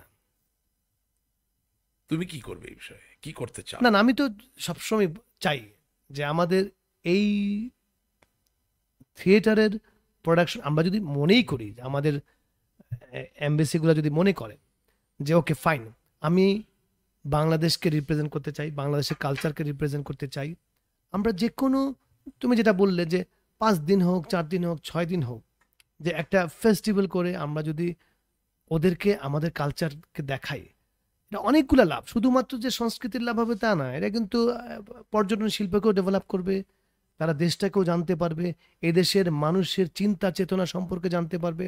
আমরা তো পৃথিবীর কাছে একটা ফ্লাড ইফেক্টেড লোক ছাড়া আর কিছুই না। মনে করে যে আমরা বোধহয় বন্যায় ভেসে যাচ্ছি, নৌকা করে যাচ্ছি, এইটুকুর মধ্যেই কিন্তু Right. ওরা ধরে রাখছে। সাতঘাটের কানাগড়ি স্বৈর শাসক হুসেন মোহাম্মদ এরশাদের নাড়িয়ে দিয়েছিল। চারণ করা নারী দিয়েছিল। হ্যাঁ। এই ছিল বাস্তবতা। বাস্তবতা। বাংলাদেশের অনেকেই আছে, অনেক কিছুই আছে যা পৃথিবী, পুরা ভুবন, বিশ্ববাসীর জন্য বন্ধুসুলভ, প্রয়োজনীয়, প্রাসঙ্গিক। আবার এমনও কিছু ব্যাপার আছে যা হয়তো বা আমাদের জন্য বিপজ্জনক হতে পারে। এই দুটি ব্যাপারকে ফুটিয়ে তোলার জন্য বাংলাদেশের সাংস্কৃতিক যে বিপ্লব, মঞ্চ নাটকের যে বিপ্লব, একে বাইরের দেশে মঞ্চস্থ করার জন্য প্রতি বছর যদি 200 কোটি টাকাও খরচ হয়, আমি তো মনে করি আত্মপরিচয় ছড়িয়ে দেওয়ার জায়গা থেকে বড় বিনিয়োগ নিজের জন্য আর আর কিছুই কিছু হতে পারে না। হতে পারে না। রাইট, এটা বিনিয়োগ, এটা বিনিয়োগ এবং এর রিটার্নও আসবে। এটা খরচ নয়। এটা খরচ না, এটা ইনভেস্টমেন্ট। তো আমাদেরকে তুমি কি শিল্পকলা একাডেমিতে অভিনয় করো নাকি? হ্যাঁ, কেন করবো না? একটু বলো না, একটা আবহাওয়া নিয়ে, না আলো, না, সাউন্ড সিস্টেম। না, আমি তো আসলে আমি যখন থিয়েটারটা করি, আমি কিন্তু টোটাল থিয়েটারটাই করতে চেয়েছি। যে আমরা সাধারণত থিয়েটারের যখন আমরা থিয়েটার আগ্রহী লোকদেরকে ডাকি, তখন আমরা বলি যে যারা অভিনয় আগ্রহী। ব্যাপারটা কিন্তু তা না। থিয়েটার শুধু অভিনয় না, থিয়েটার অভিনয় হচ্ছে one of part. Theatre set design, costume design, production design, light design, নানা রকমের ডিজাইন আছে। যেমন আমি থিয়েটারে ভীষণ স্বাচ্ছন্দ্য বোধ করি সেট ডিজাইন করতে। আমাদের দলের অনেকগুলো নাটকের সেট ডিজাইন কিন্তু আমার করা। আকাশে ফুটেছে ফুল, গহর বাদশাহ বানেসাপুরি, কৃতদাসের হাসি, পুষি বিড়াল, এই সকল প্রাগৈতিহাসিক এই নাটকগুলো সেট ডিজাইন কিন্তু আমার করা। আমাকে তোমার শ্বশুর সাহেব দাওয়াত দিয়েছিল। হ্যাঁ, তুমি আমাকে বলেছিলে যে আমার দর্শক আপনাদের জানা উচিত, সাজু খাদেমের শ্বশুর হচ্ছেন মরহুম ডক্টর এনামুল হক এবং তার শাশুড়ি জনাব লাকি ইনাম। লাকি নাম। হ্যাঁ, এবং তার সিস্টার ইন ল মানে শালিকা, না নাকি? না, শালিকা তো হয় না। এটাকে বন্ধুই বলেন। আচ্ছা, বন্ধু, ঠিক আছে। রেডি হক। হ্যাঁ, রিদি হক, যে কিছুদিন আগেই 1971 সালের উপরে একটা খুবই 1971 সেই সব দিন খুব সুন্দর একটা সত্য নির্ভর একটা চলচ্চিত্র নির্মাণ করছে এবং সেখানে সাজু খাদেম একটা বিশেষ চরিত্র ছিল। আমরা একটু চরিত্রটার নাম এবং সেই চরিত্রটা একটু যদি আপনি মানে তুমি আমাদের জন্য অভিনয় করে দেখা। না, রিদি হয় কি, রিদির কাজের মজাটা হচ্ছে রিদি যে কোনো কাজ, আমরা যেমন পেন্টিং করতে গেলে ঠাস করে পেন্টিংটা করে ফেলা যায় না। এটাকে রং চাপিয়ে এর ডেপথ বুঝে তারপরে স্ট্রোকটা দিতে হয়। তা আমাদের তো অভিনয় ক্ষেত্রে থিয়েটারের সবচেয়ে বড় মজা, যেটা তুমি বলছিলে যে থিয়েটার নিয়ে কিছু বলো, আমি আসছি তোমার ইয়েতে। থিয়েটারের মজাটা কোথায় জানো? থিয়েটার একটা চরিত্র কিভাবে নির্মাণ করতে হয়, শুধু চরিত্রই নয়, একটি নাটক কিভাবে নির্মাণ করতে হয়, এই টোটাল প্রসেসের সাথে একটা থিয়েটার কর্মী একদম পুরোটা অংশ জুড়ে সে থাকে। সেই জন্য সে এই প্রক্রিয়াটা বুঝতে পারে যে কি করে স্ক্রিপ্টটা পড়তে হয়, কি করে স্ক্রিপ্টটা পড়ে তার চরিত্রটাকে নির্মাণ করতে হয়। যেই সংলাপটা আমি দেই, এটি তো এই টেক্সট টু রিটেন, তাই না? কিন্তু যা কিছু লেখা, তার বাইরের গল্পটা তো আর লেখা থাকে না। তুমি আর আমি এখন এইখানে বসে যখন অনুষ্ঠানটা শুরু করলাম, আমাদের জীবন তো এখান থেকেই নয়, তাই না? এই অনুষ্ঠান শুরু করার আগে তুমি কোথায় ছিলে, আমি কোথায় ছিলাম, তারপরে না শুরু করলাম। থিয়েটারের ক্ষেত্রেও ওই ডায়লগটি দেবার আগে তাকে জেনে আসতে হয় যে এই সংলাপটি দেবার আগে সে কোথায় ছিল, কেমন ছিল, সে কি বাথরুম থেকে এসে ডায়লগটা দিচ্ছে, নাকি রান্নাঘর থেকে এসে দিচ্ছে, নাকি ঢাকা শহরে যানজট পার হয়ে এসে দিচ্ছে। এটা তাকে জেনে এসে ডেলিভারিটা দিতে হয়। তখন দর্শক ডেলিভারিটার ডেপথ বুঝতে পারে। এই জন্য যারা থিয়েটার করে তারা, আমরা বলি যে সাধারণত অন্যের চেয়ে ভালো অভিনেতা হওয়ার সুযোগ রাখে। রিদিও যখন কোনো ফিল্ম বানায় বা নাটক বানায়, সে তার এই ব্যাকগ্রাউন্ডকে নানা রকমভাবে অ্যানালাইসিস করে তারপর সে মূল অংশে আসে। না, কিন্তু আমরা রিদিকে নিয়ে, রিদির পুরো নাম কি হয়? রিদি হক। হ্যাঁ, রিদি হককে আমরা এই অনুষ্ঠানে আমন্ত্রণ জানাবো নিশ্চয়ই। আমরা রিদির কথা রিদির মুখ থেকে শুনতে হ্যাঁ। চাই। না, আমি বলছি যে সেই জন্য তোমার একটা বিশেষ পছন্দের জায়গা রিদির জন্য আছে, আমরা বুঝতে না, পারছি। বলছি ওই জন্য আমরা আমি বলছি এই জন্য এই সিনেমাতে আমার চরিত্রটিকে সে নির্মাণ করেছে দুর্দান্তভাবে। আমরা সেই চরিত্র দেখতে চাই। ওই চরিত্রটি আসলে রায়হান নামে একটি চরিত্র। যেহেতু যারা দেখেনি তাদেরকে তো স্পয়লার দেওয়া যাবে না চরিত্রটি। তো সেই চরিত্রে তাকে আমার মনে হয় অডিয়েন্সের বুঝতে কষ্ট হয় যে এই লোকটা আসলে কে বা কি চায়, ওর চাওয়াটা কি। যেমন আমার একটা সংলাপ খুব মজা ছিল, যখন আমাকে শেষের দিকে এসে যখন সজল ধরে বলে যে পালিয়ে যাও, তখন আমি একটা ডায়লগ দিই। তো ওই ডায়লগটা আসলে ভয়ে আমি বলছিলাম শুন রাহা হো, মানে আমার ওইখানে আমি এইভাবে যে ডায়লগটা দিব এটা আমার ধারণা ছিল না, কিন্তু ওই সময় আমার ওই গলাটা ক্র্যাক করে বলতে ভয়ে, মানে আমি অ্যাক্টিং করতে গিয়ে ক্র্যাক করাই, কিন্তু আমি দেখলাম যে দর্শক। মানে তুমি এই 71-এর সেসব দিনগুলোতে কি ভূমিকায় ছিলে? রায়হান চরিত্রে ছিলাম। হ্যাঁ, রায়হান কি করতো? আমি এটা কি করতে আমি বলবো না, এই কারণে যে সিনেমাটা যারা দেখেনি দেখতে হবে। তারা তারা তাহলে আগে এটা একটা, মানে আমি চাচ্ছি না তারা আগে এটা তাহলে শেষ ডায়লগটা কি ছিল তাহলে? ওই যে বললাম, আরেকবার। মানে আমি বলেছিলাম যে হঠাৎ করে আমি বলছি কই শুন রাহা হো, মানে গলা দিয়ে আর তার স্বর বেরোচ্ছে না, ভয় শেষ দিকে। এবং এই সংলাপটা দেখলাম যে ওই রকম একটা ক্রাইসিস টাইমেও দর্শক হেসে ওঠে। যদিও আমাকে অনেকে এটা বকাও দিয়েছে যে ওই মোমেন্টটা তুমি কেন এরকম করলাম, মানুষ হেসে দিল। তো আমার মাঝে মাঝে একটু আউট অফ দ্য বক্স কিছু করতে ইচ্ছে করে, কখনো কখনো এটা প্লাস করে, কখনো কখনো মাইনাসও করতে পারে। Very good, wonderful. তো বিসাইডস দিস, স্পয়লার দিতে পারো এমন কোন ডায়ালগ, এমন কোন চরিত্র? না, আমার যেমন খুব একটা প্রিয় চরিত্র আছে, সেটা হচ্ছে বুবুনের বাসর রাত। বুবুন নামে একটা চরিত্র আছে যেটা দর্শকের কাছে আমার ভোলার ডায়েরির ভোলার পরে বুবুন চরিত্রটি খুব প্রিয়। আমি এমনও শুনেছি অনেক বাচ্চাকে বুবুন চরিত্রটাকে দেখিয়ে দেখিয়ে খাওয়িয়েছে। ওকে। তো বুবুন চরিত্রে আমি সবসময় একটু, এই মানুষটি আসলে তাকে না বোঝা যায় না সে কেমন, সে কি বুদ্ধিতে একটু খাটো, নাকি সে বেশি বোঝে, নাকি ভীষণ সরল, নাকি এই সময়ের সাথে সে বেমানান, নাকি অসম্ভব ভালো একটা ছেলে। এরকম নানা ডিলামা থেকে এই চরিত্রটি তৈরি করা হয়। যেমন আমি বাসর রাতেই আমার সাথে ছিল আমার এবং তোমার দুজনেরই প্রিয় একজন অভিনেত্রী ভাবনা। তো ওই চরিত্রে আমার বউ ছিল ভাবনা। আমাদের দুজনের কার নাম বলে? ভাবনা। হ্যাঁ, হ্যাঁ, ভাবনাকে তো আমি চিনি। ওই যে অসম্ভব সুন্দর, না ভয়ঙ্কর সুন্দর, ভয়ঙ্কর সুন্দর যে সিনেমার সে নায়িকা, এবং বাংলাদেশ এই কিছুদিন আগে ক্যান ফেস্টিভ্যালে সে গেল সিনেমা দেখতে, ঘুরে আসলো। হ্যাঁ, তো ও ছিল আমার ওয়াইফ। তো বাসর রাতে আমাকে ভীষণ আদর করে আমার মা। সে সারাক্ষণ এসে আমাকে ইয়ে করে, ডিস্টার্ব করে। সে বলে কি, বাবা তুমি কি খাবা এখন? আমি বলছি মামনি আমাকে তুমি আর ডাইকো না, মানে আমার সংলাপ ছিল এরকম। মানে সে একটু বাচ্চা সুলভ কথা বলে। তখন সে তার বউকে বলে, মা বলেছে তোমার সাথে গল্প করার জন্য, তুমি আমার সাথে গল্প করবে? বলছে হ্যাঁ করো। তুমি জানো আমি না প্রেম করতাম। আমি বাসর রাতে আমার বউকে বলতেছি। আমার বউ বলছে প্রেম করতে? কার সাথে? আমাদের বাসায় ও থালাবাটি মাজতো আর কাপড় ধুইতো, ওর নাম ছিল জুই। বলছে কাজের মেয়ে? কাজের মেয়ে। তারপর আমি একদিন ছাদে গেছি, ও আমাকে চাইপা ধরছে, তারপর হাত। বলছে তুমি তাকে ভালোবাসতে? তারপর আমি মামুনিরে কইয়া দিছি, মামুনি এমন মায়ের মারছে। মানে এই ওর চরিত্রটা হচ্ছে, তখন না ওই মেয়েটি প্রথম রিয়েলাইজ করে আমি কাকে বিয়ে করলাম। এবং এই চরিত্রটি কি যে পপুলার, মানে বললাম যে তাকে আবার বলি যে তুমি আগে প্রেম করছো? আমি আবার জিজ্ঞেস করছি ওকে, বলছে তুমি প্রেম করছো? আমাকে এটা কইও না, আমার অনেক কষ্ট লাগতেছে। মানে ও এমন কষ্ট লাগে, সে দৌড়ে সে সুইমিং পুলে লাফ দিয়ে পড়ে যায়। মানে এই ছেলেটি হচ্ছে কি ভীষণ সহজ, ভীষণ সরল, বউকে ভীষণ ভালোবাসে, কিন্তু সে বউকে বেশিক্ষণ ভালোবাসতে পারে না, কারণ একটু পর মা এসে তাকে খাবার খাওয়ায়। এখন মা বলে বুবুন বুবুন তোমাকে খেতে হবে। মা মনি, আমরা একটা সিরিয়াল, মানে একটা সিরিজ করেছিলাম ভুবনের হানিমুন, ইয়েতে হানিমুন করতে গেছি। তো মা বলছে বাবা তুমি এত সময় রুমে থাকো না, তুমি এখানে চলে যাও। না মামনি, হানিমুন করতে অনেক মজা।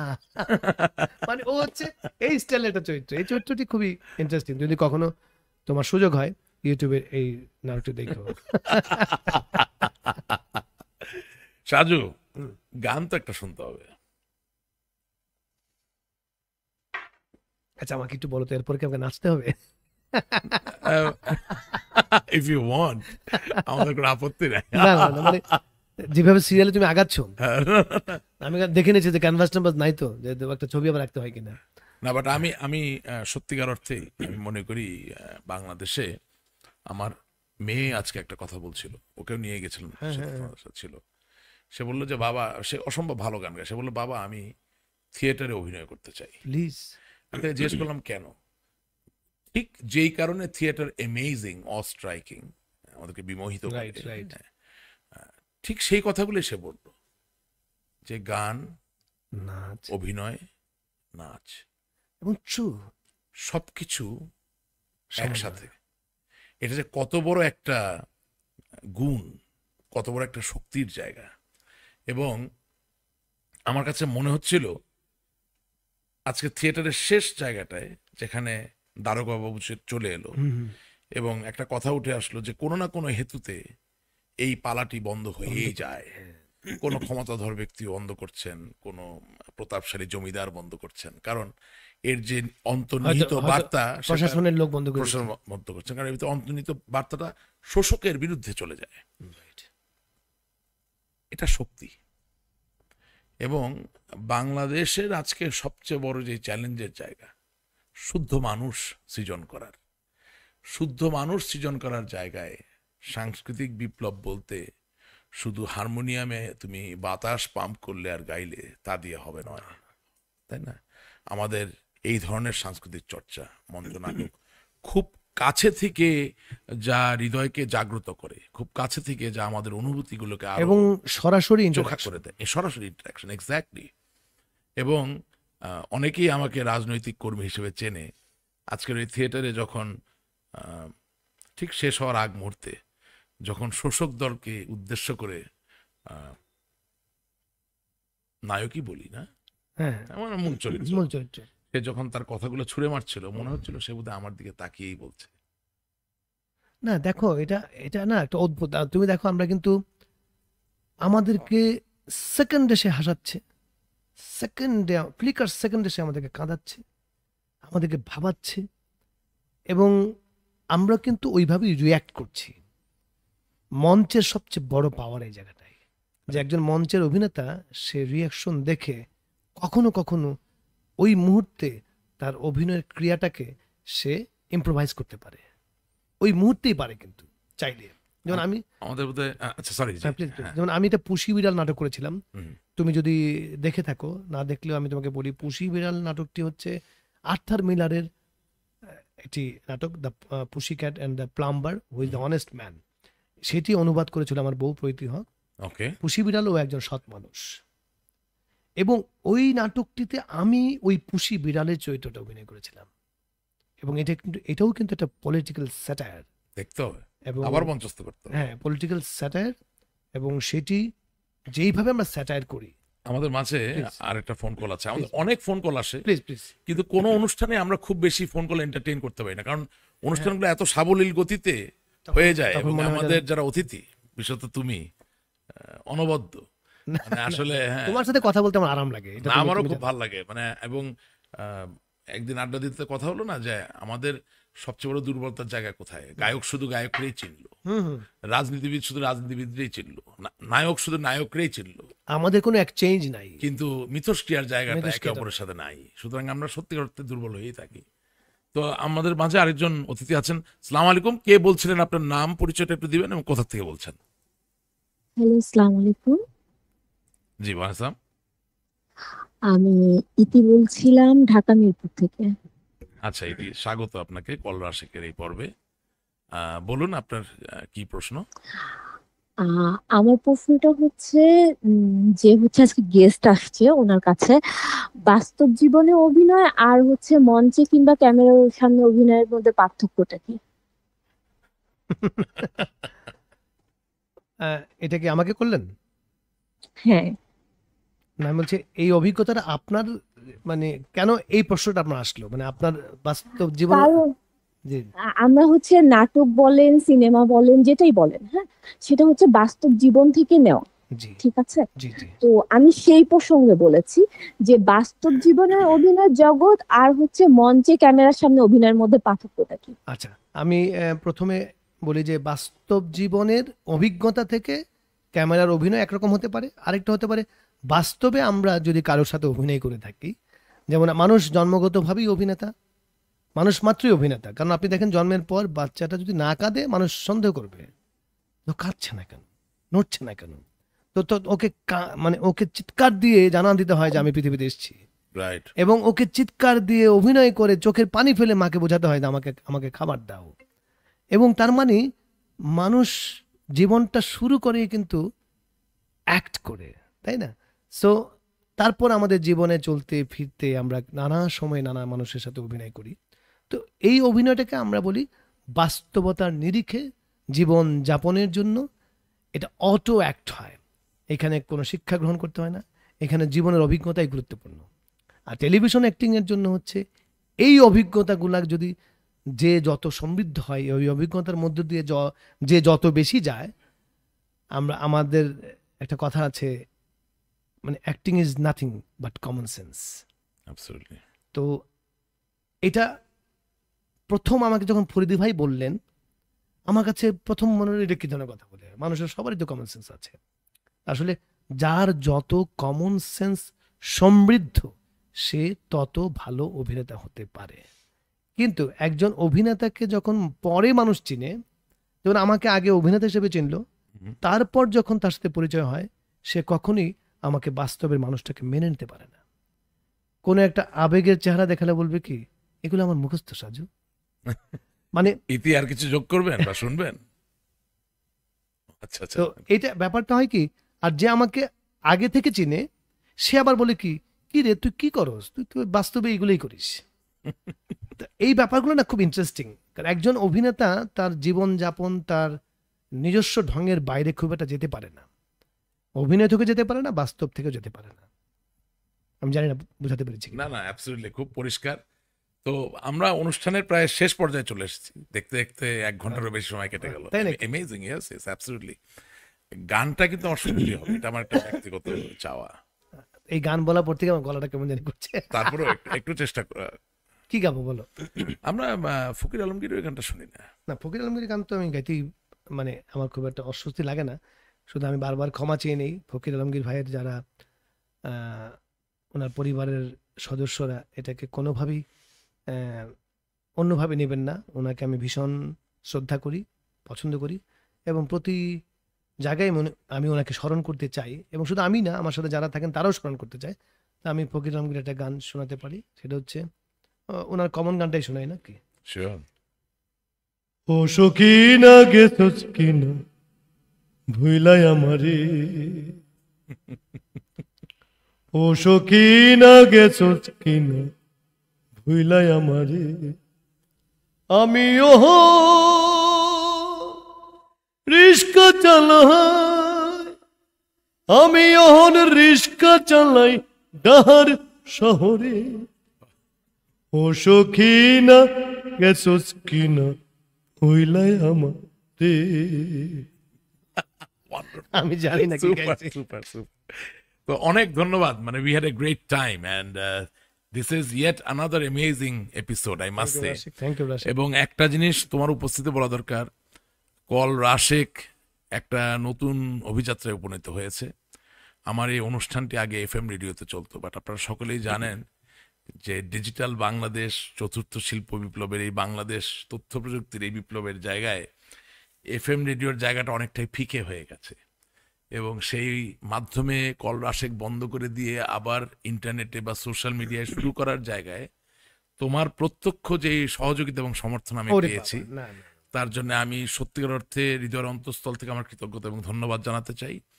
এবং সাহসী বলি এই কারণে যে বাংলাদেশের শিল্প সংস্কৃতির ক্ষেত্রে অনেক উত্তম দৃষ্টান্ত যেমন আছে, আবার অনেক খুব ক্ষুদ্রকায় দৃষ্টান্ত আছে, দৃষ্টান্ত বলা যায় মানে না, অপ্রিয় দৃষ্টান্ত আছে। অপ্রিয় দৃষ্টান্ত আছে। বাট আমি তোমার ভিতরে দেখেছি তুমি সবসময় মানুষকে সাহায্য করার চেষ্টা করো, না, না, না। তোমার যে মাধ্যম সেটা দিয়ে সাহায্য করার চেষ্টা করো, এবং তোমার মাধ্যমের বাইরে গিয়েও you are always very very helpful. এবং এটাকে আসলে এই ছোট অনুষ্ঠানে তো প্রকাশ করা যায় না, না। না, না, ব্যাপারটা তবে আমি না। মনে করি আমাদের বন্ধুত্ব আল্লাহ তাআলা যতদিন আমাদের বাঁচিয়ে রেখেছেন এ অটুট থাকবে, এবং তার মধ্যে দিয়ে মানুষ বুঝবে আজকে আমি যা বলছি তা কতটা সত্য। আমি সবশেষে সাজু খাদেমের মাধ্যমে বাংলাদেশের নাট্য জগতের অনেকের সাথেই নতুনভাবে পরিচিত হয়েছি। অনেকের সাথে আগে থেকে পরিচয় ছিল, কিন্তু নতুনভাবে সুনিবিড় একটা পরিচয়ের জায়গা তৈরি হয়েছে। সেই জায়গা থেকে এই অনুষ্ঠানের শেষে সাজু খাতুনকে আবারও ধন্যবাদ দিয়ে বিদায় নেওয়ার আগে বলতে চাই যে সমস্ত পৃথিবীতে বিভিন্ন জায়গায় বিভিন্ন সময়ে মঞ্চ নাটক দেখার সৌভাগ্য আমার হয়েছে। এমনকি মার্কিন যুক্তরাষ্ট্রের ম্যানহাটনের ব্রডওয়েতে ফ্যান্টম অফ দ্য অপরা থেকে শুরু করে লা মিজারেবল, এই যে সনাতন ধারার মঞ্চ নাটক তা যেমন দেখেছি, ঠিক একইভাবে শুনলে আশ্চর্য হবেন যে স্পাইডারম্যানের মতো অ্যাকশন হিরোর স্পাইডারম্যানের মঞ্চ নাটক আমি দেখেছি, যা প্রেসিডেন্ট বারাক ওবামাও দেখতে গিয়েছিলেন। আবার একই সাথে পিটার প্যান, যেটা সিনেমা ছাড়া চিন্তা করা অথবা বইয়ে পড়ে কল্পনা ছাড়া পিটার প্যানের উড়ে বেড়ানোর যে জায়গা, সেটাও দেখেছি। আবার বিউটি অ্যান্ড দ্য বিস্ট, যা অ্যানিমেশনে ছিল, সেটাকে আমি মঞ্চস্থ অবস্থায় দেখেছি। আবার ফ্রোজেন, সেটাকেও দেখেছি। শুধু তাই না, তুমি জানবে উইজার্ড অফ অজ, সেই উইজার্ড অফ অজের যে ডিরাইভেশন, মানে যে ডিরাইভেটিভ যে জায়গা থেকে আসলো, সেই মঞ্চ নাটকের নাম ব্রডওয়েতে হচ্ছে উইকেট, সেটাও আমি দেখেছি। আবার পাশাপাশি আমি বলবো যে পাইরেটস অফ দ্য ক্যারিবিয়ানের মতো এই ধরনের জিনিসও কিন্তু তারা মঞ্চস্থ করার চেষ্টা করেছে। আমি কথা বলছি এই কারণে, মঞ্চ নাটকের শক্তি যে নিহিত আছে তাকে বের করতে গেলে বিনিয়োগের প্রয়োজন আছে। অফকোর্স শুধু মেধা বা প্রতিভা দিয়েই হবে না। এবং তোমার মতো মানুষদের সাথে যখন আমার পরিচয় হয়, তোমার বন্ধুদের সাথে যখন পরিচয় হয়, এবং আমাদের অগ্রজ যারা আছেন তাদের সাথে যখন আলাপচারিতায় রত হই, তখন আমার মনে হয় এই দেশ অমিত সম্ভাবনার দেশ, এই কারণে যে এটা শুধু বইয়ে লেখার জন্য নয়। এই দেশের মঞ্চ নাটকে সত্যিকার অর্থে আমরা যদি বিনিয়োগ করতাম, তাহলে পিটার প্যান, স্পাইডারম্যান, ফ্রোজেন অথবা শ্রেক, এমনকি লা মিজারেবলও কিন্তু মঞ্চস্থ করা বেশ কঠিন, কারণ লা মিজারেবলের কিছু কিছু জায়গায় যুদ্ধের, ফ্রেঞ্চ রেভলিউশনের কিছু কিছু কামান দাগানোর প্রয়োজন হয়। তো সেই জায়গাগুলো কিন্তু আমি মনে করি জীবিত করে নিয়ে আসা সম্ভব ছিল। এবং আমাদের এই কল রাশেকের প্রথম যেই পর্ব, যেটা কোম্পানি দিয়ে আমরা শুরু করেছিলাম, একেবারে নবাব সিরাজউদ্দৌলার জায়গা থেকেও যদি আমরা শুরু করতে চাই এবং 1971কেও যদি আমরা মঞ্চে নিয়ে আসতে চাই, তাহলে সত্যিকার অর্থে হৃদয়ে মাখানো বিনিয়োগের বড্ড বেশি প্রয়োজন। অবশ্যই লৌহজাত শীতল বিনিয়োগ দিয়ে এত সৃজনশীল একটা ক্ষেত্রতে সুবিচার করা যায় না। নামকাওয়াস্তে বিনিয়োগ করা যাবে না, নামকাওয়াস্তে করা যাবে না, এবং শুধুমাত্র ক্যালকুলেটর টিপে লাভ হতে হবে সেভাবে চিন্তা করলে হবে না, এটা বিনিয়োগ হিসেবে দেখতে হবে। এবং আমি বিশ্বাস করি যে একদিন বাংলাদেশের মঞ্চ নাটকের টিকিট 200, 250, 500 টাকায় সীমিত না থেকে একেবারেই ওই লন্ডনের ব্রডওয়ে অথবা আমাদের যুক্তরাষ্ট্রের নিউ ইয়র্কের ম্যানহাটনের ব্রডওয়ের মতো ন্যূনতম $70-80, আর উপরে যা আছে তা তো আছে, সেটা হবে। কোয়াইট পসিবল, এটা আসলে এটা সম্ভব, উদ্যোগটাই গুরুত্বপূর্ণ। এবং আমি মাঝখানে একটা জায়গায় আলাপ তুলেছিলাম, তুমি ওটা একটু এড়িয়ে গেছো মনে হলো, তাও আরেকবার তুলি। সবচেয়ে জ্ঞানী, গুণী, শিক্ষিত জন যাদের সৃষ্টিকর্মগুলো আমরা মঞ্চ নাটকে তুলে ধরার চেষ্টা করছি, সেই শিল্পকলায় যখন আমি গেলাম বেশ কয়েকবার এই নিকট অতীতে, জিন্দা লাশ শব্দটার সাথে তুমি পরিচিত? মনে হলো জীবিত লাশ শুয়ে রাখার জায়গার মতো একটা আবহাওয়া তৈরি হয়েছে। বাতি জ্বলে, কিন্তু জ্বলেও কেন জানি জ্বলে না। আওয়াজ শোনা যায়, কিন্তু আওয়াজ শোনা গেলেও কেন জানি মনে হয় ও বেরিয়ে আসতে চায় না। সব শেষে তোমার কিছু মন্তব্য, এটা খুব সত্যি কথা। আমি দর্শককে বলতে চাই যে রাশেকরে আপনারা একরকম ভাবে চিনেন, আমি আরেক রকম ভাবে চিনি। রাশেক প্রতিবারই চেষ্টা করে বাংলাদেশের সংস্কৃতি, বাংলাদেশের থিয়েটার সকল জায়গায়, নিজেও যাবেন, তার টোটাল মানে ফ্যামিলি সহ সে যায়, এবং সবাইকেই সে দেখাতে চায় যে look at our culture, our heritage. তো রাশেককে সেই জন্য আমি খুব কাছে পাই এই ধরনের কাজগুলোর সাথে। মানে যেটা রাশেক বলছিল সেটা খুব সত্যি কথা, যে বাংলাদেশে থিয়েটারকে যদি প্যাট্রোনাইজ করা যায়, এর পেছনে যদি বিনিয়োগ করা যায়, এটা একটা বারুদ হয়ে দাঁড়াবে একদম, এবং সমস্ত বিশ্বের জন্য বারুদ হয়ে দাঁড়াবে। আমার মাঝে মাঝে মনে হয় যে এটা ইন্টেনশনালি অনেকে করতে চায় না, যে বেশি বারুদ হলে আবার ভয়ের ব্যাপার হয়ে যায় কিনা। কিন্তু আমি বিশ্বাস করি যে থিয়েটার সত্য বলে, থিয়েটার কারো চামচামি করে না, থিয়েটার কারোর পেছনে লেগেও থাকে না, থিয়েটার সবসময় চেষ্টা করে সত্যটা তুলে আনার, এবং সেটি আঞ্চলিক হতে পারে, জাতীয় হতে পারে, আন্তর্জাতিকও হতে পারে। তো এইটাকে যদি আমরা কিন্তু, যেমন দেখেন আমাদের মাননীয় প্রধানমন্ত্রী শেখ হাসিনা কিন্তু প্রথমবার এসেই একটা টোটাল কালচারাল কমপ্লেক্স করতে চেয়েছিলেন, থিয়েটার থেকে আমাদের শিল্পকলা থেকে শাহবাগ পর্যন্ত। এটি কিন্তু পরবর্তীতে পরের সরকার এসে এটাকে আর কন্টিনিউ করেনি। তারপর ওটা তো ওখানে দুদক হলো হ্যাঁ, থিয়েটারের তারপর সামনে। আর কিছু হলো আর না। পাশেই কর অফিস। একটা থিয়েটার তো এমনি আতঙ্কে থাকে যে যারা দেখতে যাবে, যাদের টাকা আছে তারা হয়তো ভয়ে যাবে না। তো এখন আমার কথা হচ্ছে কি, যে থিয়েটারটাকে যদি সত্যি তুমি যেভাবে বলেছো এর মধ্যে যদি বিনিয়োগ করা যায়, এই থিয়েটারে এমন এমন আমাদের গুণীজনরা আছেন যারা একটা দীর্ঘমেয়াদী চিন্তা করতে হবে। আমরা যদি আজকেই বলি যে আজকে একটা কিছু করলাম কালকে এটা রেজাল্ট দেখতে হবে, তাহলে হবে না। এটা দীর্ঘমেয়াদী রেজাল্ট পাওয়ার জন্য থিয়েটারটা খুব গুরুত্বপূর্ণ। Thank you. তো অনেক ধন্যবাদ আমরা আসার জন্য। আজকে রাশেক, তোমাকে আমাদের ধন্যবাদ যে তোমার এরকম একটি সুন্দর আয়োজনে কল রাশেকে আমার মতো এরকম একটা ছোটখাটো মানুষকে ইনভাইট করেছো। না না, ছোটখাটো মানুষ তো আমি, সেটা বিষয় না। বিষয়টা হচ্ছে যে আমি আজকে যেটা চেয়েছিলাম সেই জায়গাটা কিছুটা আমার একটা স্যাটিসফ্যাকশন আছে যে মানুষের জানা উচিত যে এই অনুষ্ঠানের পিছনে তোমার একটা বিরাট বড় একটা না ভূমিকা না আছে। না, এটা অনেক এটা এটা ধন্যবাদ। একেবারেই তোমার, তুমি তোমার চিন্তাটাই গুরুত্বপূর্ণ এখানে। এমনকি তুমি যে সেট ডিজাইনার বললে, আমার এই পডকাস্টে সেট করার ক্ষেত্রেও কিন্তু তোমার সহযোগিতা আছে।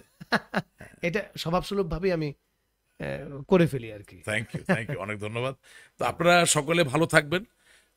আপনাদের ধৈর্য, আপনাদের মনোযোগ এর জন্য আমি আবারও কৃতজ্ঞ, এবং আমি বিশ্বাস করি আগামী দিনগুলোতেও আজকে সাজু খাদেমের মতোই অনন্য যে মানুষগুলো আমাদের সমাজে আছেন তাদেরকে নিয়ে আসবো, এবং দেশের বাইরেও যারা আছেন যাদের কথা শুনতে ভালো লাগে, যাদের অর্জনগুলো মানুষের জানা উচিত এবং সত্যটা বেরিয়ে আসুক।